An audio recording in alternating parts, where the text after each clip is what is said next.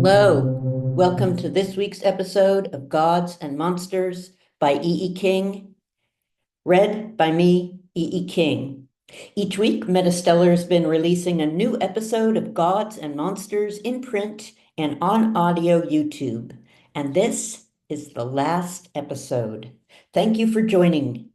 Usually, I begin with what happened last week, but since this is the last episode, I figure if you don't know, you should go back and listen from the beginning. I hope you enjoy it. And now, episode 45, Love Without Compromise.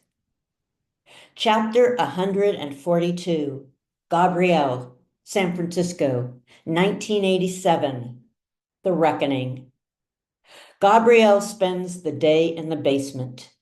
With no crystals to summon the dead or to tempt the living, he feels empty. He does not, cannot feel grief. It's nothing so human, but it's closer to grief than anything he has ever felt, akin to loss, cousin to sorrow, a thwarting of need and desire. He stares at his orchids. The virginal Dendrobidium sinisa is blossoming pure white. Only a smear of yellow and a dab of red, dark as blood, marks its open throat. Into the air it wafts the scent of a dying honeybee, calling for rescue. Hornets who prey upon honeybees smell their cry for help. They pounce upon the Dendrobidium, hoping for a feast. The orchid sticks its pollen to the wasp. The orchid is fulfilled. The hornet, bereft.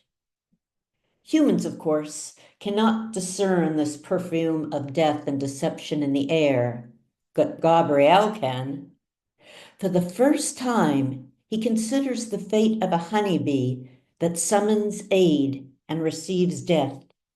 He does not leave his apartment until nightfall. Chapter 143, San Francisco, 1987.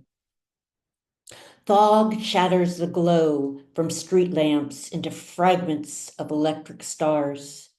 River waits outside Gabriel's apartment. He's waited all night. He's waited all day. Sometimes, when he closes his eyes, he sees the silent white baby in the field of his childhood. He's been trying not to think of Pam, trying not to hope, but refusing to mourn. He's no longer considering the divide between them. He's only conscious that he loves her, no matter what she is or what he must become. He's sure she cannot be dead. She cannot be gone forever. It's just not possible. He won't allow it. It's not an option. Gabriel opens the door to the night. He's dressed for dancing. He's groomed for death. He's dazzling as a cold sun, untouchable and distant as a god. Blood courses the river, fueling his anger and his pain. He's strong with a sorrow made of loss and memory, an agony as old as mortality and as sure as death. Gabriel needs no blood to fuel him. Gabriel is more and less than human. River runs at Gabriel, beyond feeling, beyond thoughts, loneliness and heartbreak giving him speed. Though 10 feet away, Gabriel springs into the air like a feral cat, fast as light, sure as murder. He lands on River, for the first time, fully his mother's son. Her instinct have come to his rescue. His canines extend, sharp as hatred. He bends River's head back easily as a baby's. River thrashes, his fury outpacing his fear, but Gabriel doesn't even need to subdue him. He opens his mouth and bends towards River's neck. Overhead, a tiny black speck circles. From its beak falls a black hair, hard and brilliant as a diamond. It is the hair stolen from Gabriel's collar on the step of Mike's pawn shop. It rockets toward the earth, thickening as it gains momentum. It pierces Gabriel's chest, skewering his heart. Gabriel sways for a moment before falling backward onto the damp, cold pavement, his body still and white. A black mist escapes his lips, dissolving into the night like regret. Slowly, like winter thawing to skin, his eyes warm and soften, bottomless indigo melting to earth brown. What little blood he has pulses briefly through his veins. For a single brief moment, he seems completely human. His lips move. I'm sorry, cousin, he whispers. Dream in color and think of me. Then he is still, lips slightly parted. Looking into his beautiful silent face, River feels numb, too dazed to even wonder why Gabrielle called him cousin. Night fingers caress River's hair. He hears a voice whisper, I didn't choose my fate. People pity the lamb and fear the wolf, but both are necessary, both part of the cycle. Predator and prey. All of us, all of you. Huck swoops down, circling low over Gabriel's dimming face. Gently as tucking a child into bed, Huck slips a silver coin banded with gold into Gabriel's mouth. As the last light fade, Huck's wingtips brush Gabriel's eyes, tenderly closing them. The streetlights glint off damp telephone wires, illuminating receding lines into eternity. Chapter 144, River, San Francisco, 1988. Love without compromise. River is empty and alone. He can taste Pamela's cold spearmint breath. He can hear her voice in every wind. He doesn't want to think of her, but it's too late. He can no more forget her than remember an unknown stranger. He packs a few clothes and his best mixing bowls and leaves the city, Huck on his shoulder. He will miss the fog and the light on the bay. He'll miss Jojo, Thanatos, and even the purpose and mystery that Gabrielle had provided. But he hungers for the solitude of the redwoods' towering shadows. He needs to hear waves break endlessly on wild shores. If someday you chance upon a town where everyone is content, a town where children are as sweet as sugar, where neighbor loves neighbor and old men dream of flying, go visit the bakery.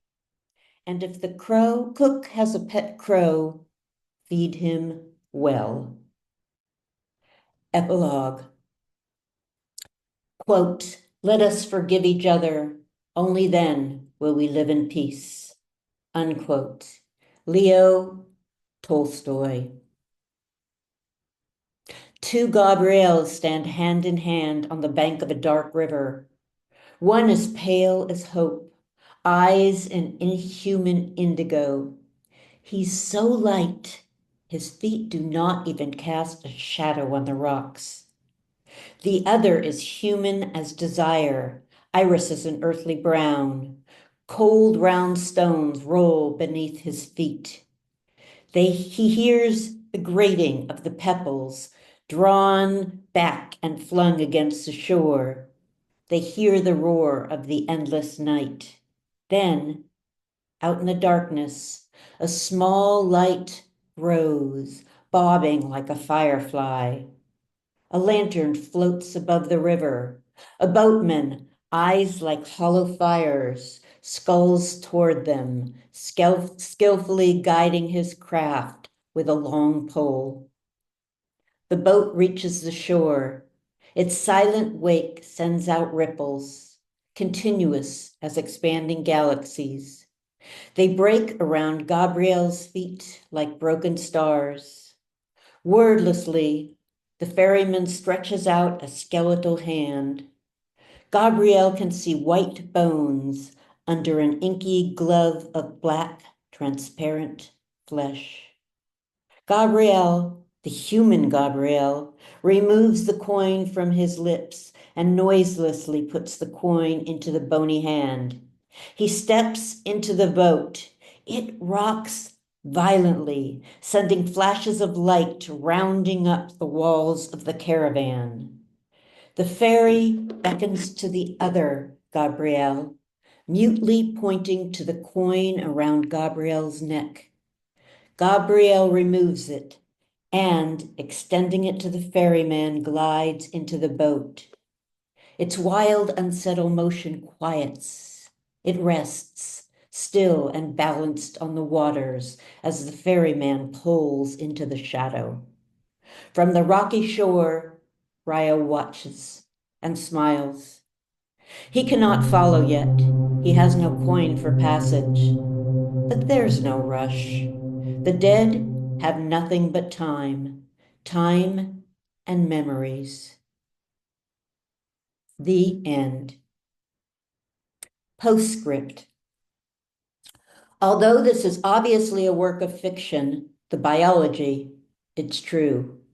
Alexander S. Williams, Dr. Merritt, Teresa and Edward Hall, Frank Delcroix, General Greene, and the Moores were all real people. And Teresa Hill really did consider Napoleon devastatingly sexy. The Adirondack Correctional Facility in Raybook, New York, and its metamorphosis from drug rehabilitation to prison is true. The town of Greene, the Green Page Seed Company, Mr. Leonard Abram Navarron, and the ribbon mill did and do exist. Conditions in the steel mills were taken from actual reports. The history of the construction of the Green Library is accurate, although I cannot verify that spirits walk the halls at night. The tales of ghosts, spirits, and frogs in limestone on Mount Diablo are not my invention, nor is Arthur Mahiris, who in 2005 really petitioned to change the name of Mount Diablo to Mount Reagan. The history of the Lenai Lenape, Ohlone, and Miwok is also true. Many thanks to Terry Wilson for her illuminating, heart-tearing history of the Lenai Lenape and her generosity in sharing her words. And many, many thanks and love to my dear friend and playwright, Elizabeth Wong, who helped guide me through the intricacies of Chinese names and places. Also, many thanks to Sophie Gorjance, who edited this book with brilliance and made it better than it was, and to my wonderful friend, publisher, cohort, Maria Korolov. Thank you. I couldn't have done it without you guys, and I hope you have enjoyed listening. Bye-bye for now.